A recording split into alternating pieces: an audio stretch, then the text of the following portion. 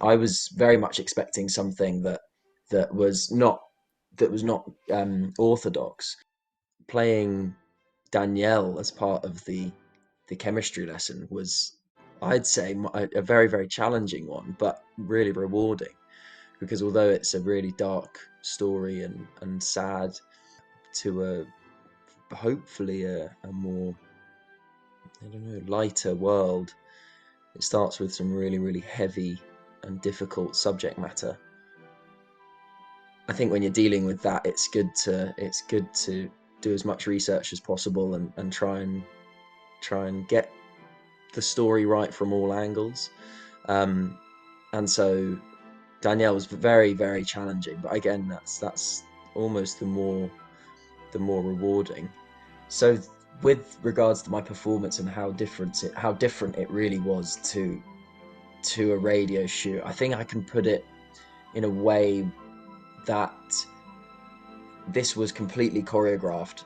The sound the sound designer and recorder was actually having to move alongside to meet the performance, and it did feel. I mean, it felt almost like it was being captured on film. It felt as if there was a camera that was on a dolly or a moving line following me. It's a weird one because I sort of had to switch my brain off from my again what I expected and what you presume is the way of capturing the story. It was on location. I was in position in situ. We created the foley in situ, and that's an amazingly exploratory place. It feels like you're um, sculpting almost with the natural environment. And in the choreography of it, I remember we had to try and figure out a way to make it sound like I was climbing up a tree when in fact I was climbing down. So it was all this kind of reversal of, as the sound recorder was coming up, which typically, it sounds like I'm climbing up the tree. I was actually coming down, but he was recording it upside down. So it sat. I don't know, the physics of it make my head a bit wonky, but it's that thing of, if in the recording of it the directionality is focused down, and I am also climbing down this tree or something, but it had really good bark. And so I was sort of clambering down this tree, putting all of my rock climbing experience into absolute overdrive as David's microphone was coming up to meet me. And then we both descended the tree with the reversed microphone. And then that's where, at the bottom of the tree, most of the action took place, where for the audience's perspective, it sounded like the top of the tree because of the mic reversal. Um, and and that was kind of like, oh wow, there is that. In stage combat we learn about something called reversal of energy, where if, for example, somebody's grabbed my chest and is pulling me, they actually need to push against me and I need to push against them to make it seem like the same amount of um, tension is there, but it's actually very, very safe. So that's what I was trying to achieve in that particular moment, where descending the tree was actually putting the same amount of effort in as climbing it. Um, yeah, and then other than that, it was just kind of about weaving the two elements together of sound recorder and actor coming in and meeting and following the action and being very, very acutely aware and precise about where the emotional beats and the directions needed to be in order to make the immersive binaural experience just that much better. Because of the audience being so close, you have to be really aware of that. Um, it's a very, very different style of performing, and the script too. It required a different sort of level of heightened emotion. Um, yeah, quite. I wanted to take in as much of the external environment as possible to relay that to the um, into the story. So I was looking around and spotting various things, which I would do usually, but it's a lot easier when you're actually in a park or in somebody's garden to see something natural, for example, not rather than being in a studio and you have to kind of conjure up a butterfly out of nowhere, to be able to see a garden and imagine which exact leaf the butterfly is on and speak directly to it. That was there was a special moment there where I felt I was able to hit the emotional beats of the story without it sounding too fabricated and artificial.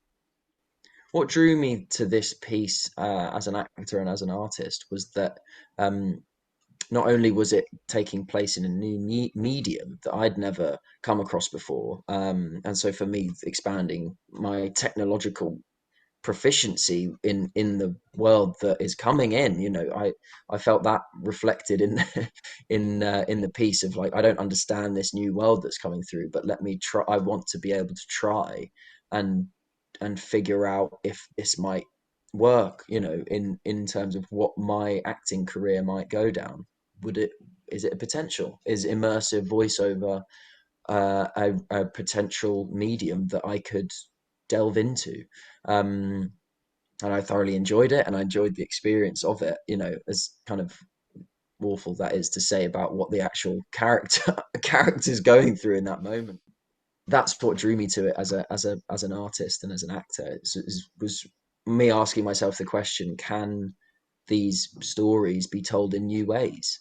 And can new stories be told in even newer ways? That's what I love novelty, and I love taking people out of their world, which is quite harsh and a bit blunt and just not very empathetic and compassionate and a bit mean. And can we take people out of that using technology and offer them a space to escape, as well as understand a bit more about the people in their lives?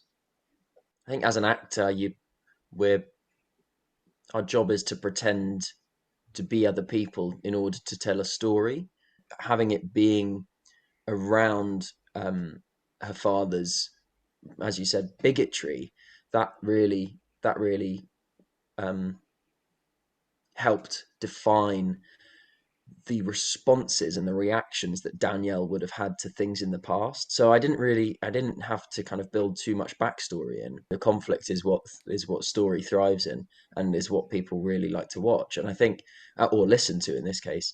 And whenever I've heard people talking about ending their life in a way that is destructive, I think for me, for my sort of consolidation of that material, kind of on a very shallow basis, is it's all to do with pain, and it's all to do with pain, trying to evade pain, or at least let it cease.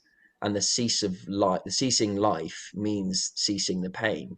Um, and it's just how people go about doing that. In this case, it was a very clear: I am in pain and I want it to stop, but I need the people who have caused this pain to understand that at a human level.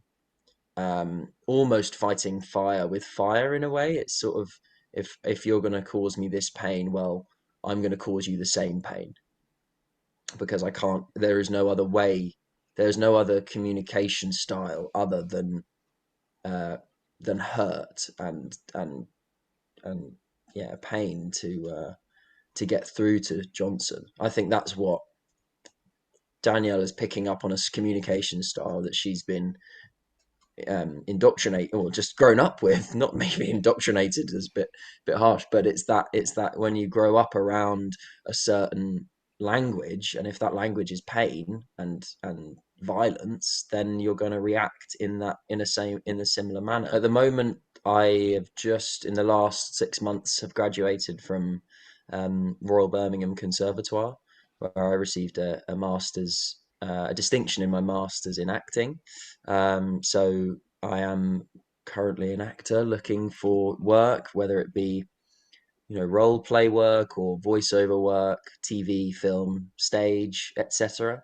Um, I am involved currently in a project called Girls on Fire, which I am doing the music direction for, which is why I'm in a random room in up in the north of England.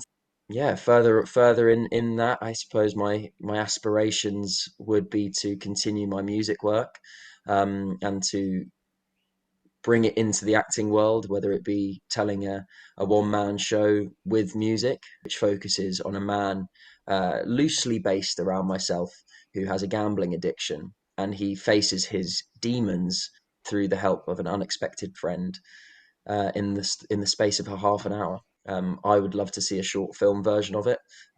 So that's sort of where my hopes lie for my own work. Um, in the sort of immediate future, and then further down the line, I'm hoping to get more consistent theatre work and television and film work as well. As actors, you are often given other people's work to interpret, um, and that is a very amazing skill. But I think when you're creating a character, starting from the writing stage and starting from the bare bones, there's a wonderful process that happens when you have to let go of, and I'm sure writers have to undergo that feeling where you produce something and you create something and then you have to let it go. I suppose bringing other people into the experience. So when having a critical eye on something is really hard if you've not let it go. I think if you're really precious about something, any criticism or any kind of thing that's going to try and make it more accessible to a further audience becomes, I don't know, I get protective and I feel like I can't let other people engage with it because it is so personal to me. But if I go through that sort of conversation with myself of no, it's okay, these people are only trying to help, they're only trying to make it more accessible, then it becomes, oh, actually I need to step back, I need to start having a more critical eye on my work, and I need to start viewing it not only as the audience would view it, but as another professional actor would. If I had given it to them, how much would they stick my story full of holes and needles and examine it and try and rip it apart in order to rebuild it in a way that their performance does the character justice, rather than doing the story justice, if that makes sense. When it's a self-created character, um, there is no there's nowhere to hide. It is me, and it is me playing a version of me. But when you've got an audience that is there for a very specific purpose, you have to. I feel I have to change my self-reflection on that, in that way of myself, so that it becomes more reachable and more credible and ultimately more entertaining.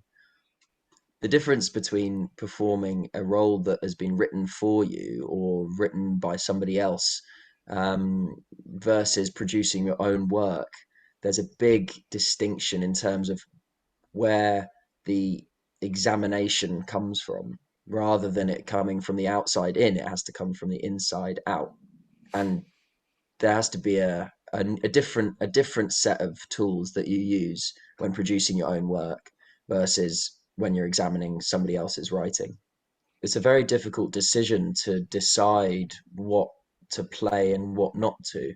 Um, Obviously, there are going to be things that are really that do cause offense, and that it's. I think on the other end of the spectrum, there's a really difficult thing where, looking back in our history, and from where our stories have come from, it's a very difficult thing to play people who have certain amounts of bigotry, and that doesn't feel comfortable either when you're, as part of a script and as a part of a story, when you've got people who are acting in radical ways to hurt other people.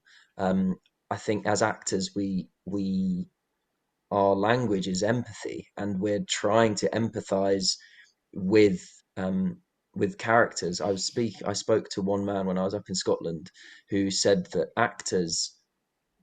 um, actors use the tool of extreme empathy, and that is really challenging when you're playing people who are um, who don't have the same values as you, or who don't have the same experience. You know, you might one day you'll have to play somebody that is very very similar to you, and then next you'll have to play somebody that's vastly different, not only in their maybe their physical characteristics, but also their mental and psychological characteristics. Um, nobody's the same. We're all different, but when I look at people who have to say things that are from a different time or from a different value system, because it's important to the story, I think they're also making a similar judgment call, in that it's about the context in which you find the characters, and it's about the yeah, it's a very very challenging thing. I think there's a different challenge from the writing perspective than there is from the actor's perspective, because uh, during my studies I was told in writing and devising things that the most personal story is the most universal, and obviously if you're trying to write the same story for your most personal experience, for a character, that's a very very different thing than writing something that's kind of vastly different from you, and you have no knowledge of what that feels like. But I think at the root of it, if there is a conflict that is important and that needs to be spoken about, and that can potentially help people either feel seen or feel heard, or understand what they're going through, then there's value in that. And even if it does, even if some people feel that it's inappropriate, or it's not really what the done thing is, then I think it's important to understand that it is a piece of art ultimately, and it's talking about people, and that there's 7-8 billion of us, and that's only increasing. So there's only going to be more people who need to hear different stories, and I think the more varied stories there are, the we can only find our limits by approaching them and delving into them. I don't think anyone wants to tell a story that silences voices. Um, I only think people want to amplify voices, but I like telling transgressive stories, and I like telling stories that are the ones that have the most impact, because they're the sort of drop in the lake of the stone, and then the ripples are right there to experience. Obviously there is a father at the center of it, who kind of doesn't understand the world that he is creating, and I think there's that story plays a lot to people that may be looking at the world around us at the moment and going, I don't get it. I don't get what's going on, and I can't figure it out. And I don't know why, and no one's explaining it to me in a way that I can understand.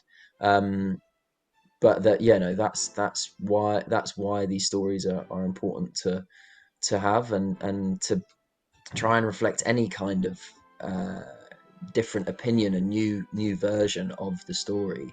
But it's that thing of I almost can't imagine being um, wanting to stay in their comfort zone, uh, for for for the sake of it. I think I don't know. As a performer, I really just want the opportunity to explore the world of performance, whether that's in dance or movement or voice, or just or a combination of the two, or music, or in across any discipline. I just love consuming that, and when people take a risk, because I think that just brings the height of the tension straight to me as an audience member. When you're taking a risk, it's either going to be fantastic and oh my, so rewarding, more than you can ever kind of imagine, or not, and it might hurt a bit, and it might bruise your ego, and it might go, oh, actually,